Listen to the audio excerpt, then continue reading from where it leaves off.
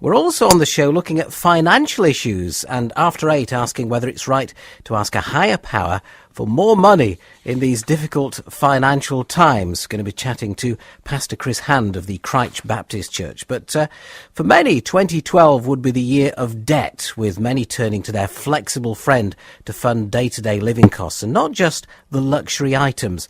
The housing charity Shelter says almost 1 million people have turned to high-cost payday loans to meet mortgage and rent payments in the past year, while 44,000 debt relief orders, a low-cost form of bankruptcy, have been granted in the 2 years since their launch. Now, Mohammed Mamdani is from the Al-Mizan Charitable Trust, a Muslim grant funder which supports disadvantaged people and deprived communities across the UK, regardless of their cultural background. Mohammed, good morning. Good morning. Thank you for joining us today. Do these figures surprise you then? Unfortunately, these figures just indicate the reality of how difficult it is for so many people to survive on a day-to-day basis. We hear countless stories of families who are restricted to just one meal a day, or who cannot afford warm clothes during the winter months. So are you experiencing increased demand yourself then? Well, in the last month, we've seen an increase of about 50% in terms of the applications that we receive. So I think for the very first time, we're actually having to say no to many worthy applicants simply because our funds don't run that far. Are you seeing different types of people starting to come forward? Well, I think we continue to see a kind of a broad spectrum of society represented, and that may include sort of single parents, mothers fleeing domestic violence, the disabled, ex-offenders, and also the elderly who live alone and have no one to turn to for support. Can you see these problems still getting worse? Well, it is going to be a very difficult year ahead for many families, and we're expecting that the demand will continue, and we're actively fundraising to meet that demand.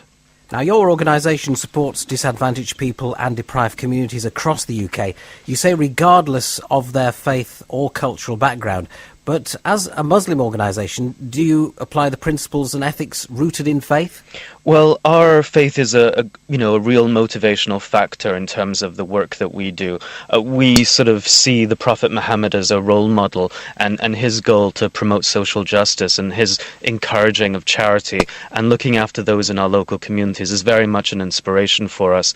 And we're really glad that, we receive generous donations from the British Muslim community in the main. To support people of all backgrounds. And I think this represents a real kind of advance in the British Muslim community and their own sentiments to truly empathise with need, irrespective of people's backgrounds. So it is actually then part of the Muslim faith to give money to charity?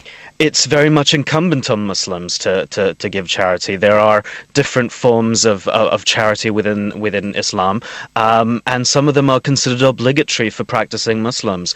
But also, on top of that, Muslims are encouraged to give, and support those who are more needy than themselves. One of the questions we're going to be asking this morning, is it right to pray to God for more money? I think it's certainly important to be able to turn to God in times of difficulty, as well as in prosperity. And I think that if it provides people with hope and assurance, I think that can only be a good thing. So basically, you're looking for support for your organisation and for other organisations to help these people in need? Yes, we are actively fundraising to be able to respond to the demand. And people can log on to our website for more details, which is www.almizantrust.org.uk. Well, Mohammed Mamdani from the Al-Mizan Charitable Trust, thank you very much for joining me this morning here at BBC Radio Derby.